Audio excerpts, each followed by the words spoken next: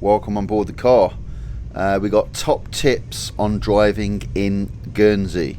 So this video is for anyone who's wanting to drive in Guernsey, or is maybe booked a holiday and they got a hire car and they're not familiar with driving in Guernsey.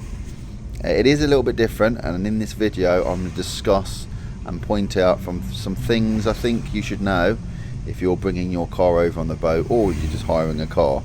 Especially if you've never driven in Guernsey, I suppose, is the main thing.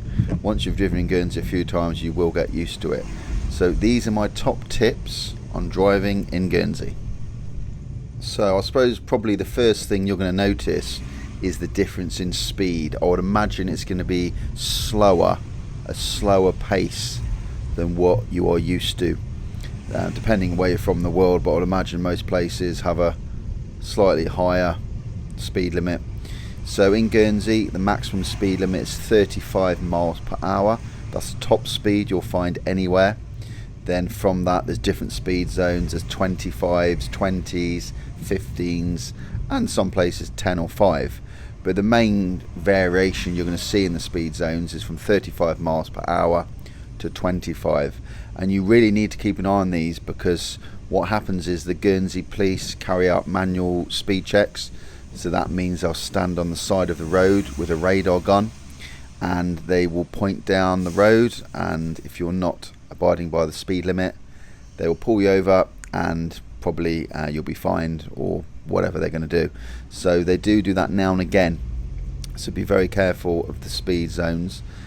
You'll probably find that in Guernsey you won't get the urge maybe to speed that much, because the roads are so slow anyway, and the roads are quite small.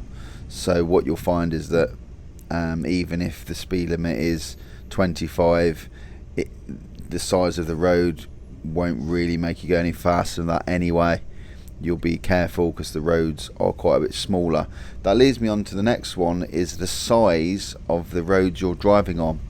This is something which people tell me quite a bit about. They say the roads are very small, so that's something you'll have to get used to. If you're used to driving on motorways or stuff like that, or A roads, the roads are noticeably smaller here. It's a little island.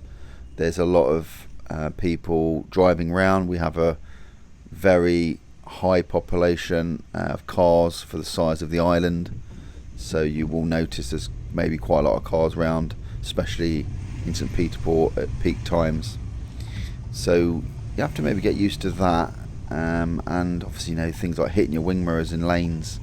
If you meet a car in one of the smaller lanes, and I'll show you some of the smaller lanes in a minute, you might find there's not room to pass, and you normally see the glasses of wing mirrors on the floor now and again in small roads where people have hit wing mirrors.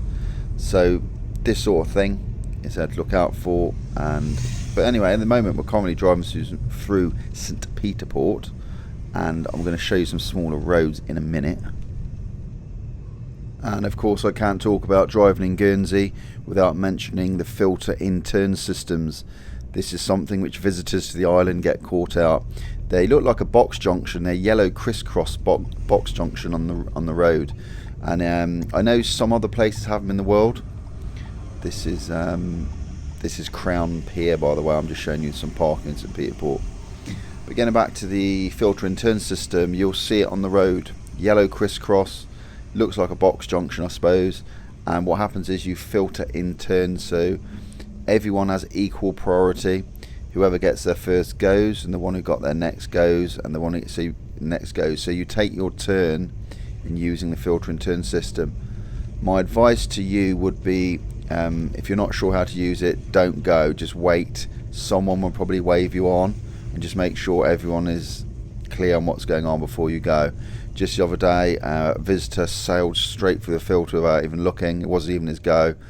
Normally if you see a H on a car, it means they're a hire car, so you're very wary of them coming up to filters, because normally they don't use them correctly because people aren't just familiar with them. So just be careful of that. Read up on that. I have got a video, I'll leave in the link below, about how I've got another video a bit more in detail about driving in Guernsey. I speak a bit more about the filter and turn systems and other stuff, but that's one of the big ones. Just read up on it, But as I say, it's just, you'll see it's a yellow crisscross on the road, and whoever gets there first goes, then you filter after that in turn. So it's one of those things, may catch you out.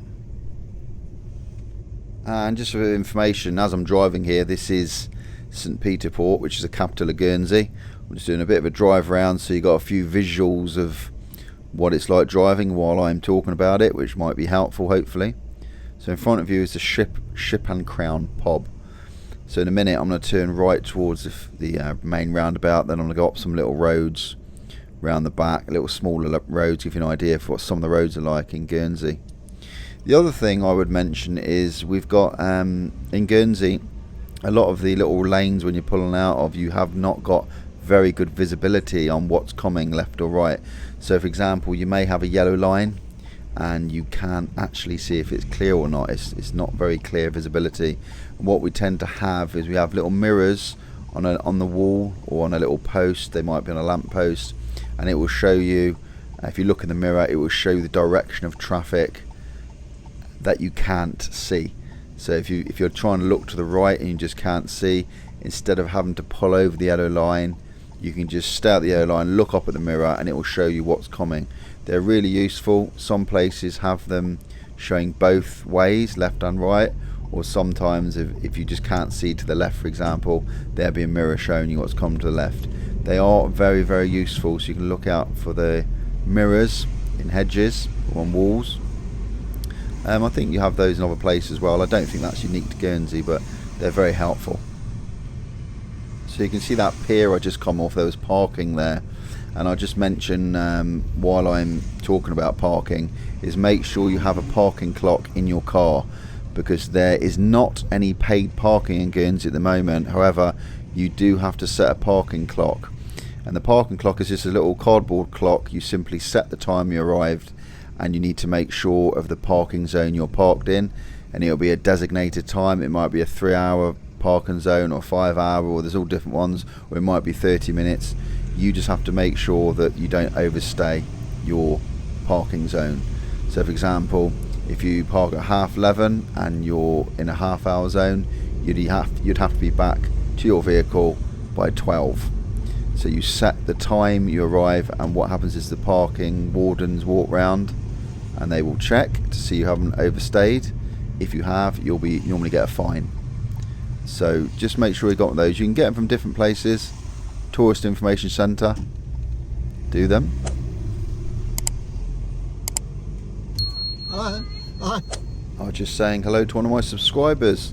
I met her the other day. I just recognised her, so I said hello. Guernsey's very small. Other things to look out for, and again, this may not be unique to Guernsey, but I'm going to mention it. When you get yellow lines on the road, you must stop at them. You normally get a yellow arrow just before a yellow line. It shows you there's one coming up. So if you ever get a yellow line, you have to stop and give way to traffic. And also, if you get a yellow line on the left hand side like we have here, that means you cannot stop there, you cannot park there, unless you're going to avoid an accident. So you're not allowed to park on yellow lines along the side of the road. Again, I'm not sure if that's unique to Guernsey, but I thought I'd mention it. And also, just be careful, as I mentioned earlier, about the roads. There's hedges, there's high granite walls. You do have to be very careful, and you do have to be courteous. Sometimes you will meet a car in a small lane and one of you will have to reverse. That's normal driving in Guernsey. Normally you'll decide by looking at each other, one of you will wave you on or make a sign that they're reversing for you. Obviously it depends where you are. If you've just come around a corner, you're probably not, it's not sensible to reverse around a corner, so the other person would probably reverse for you. But again, that's just driving in Guernsey, you'd get used to that. So that's the main ones I sort of covered off the top of my head. I'm sure there may be little ones, so if you have driven in Guernsey and there's other little ones I haven't mentioned, and I'm sure I haven't mentioned them all, but I try and do the main ones, leave them in the comments below and tell me your experience of driving in Guernsey. If you leave any comments, they may help someone else be a safe driver in Guernsey. I hope this helped. Remember, if you want to see more stuff on Guernsey, remember to subscribe to the channel, click the screen to watch another video, and I'll see you next time.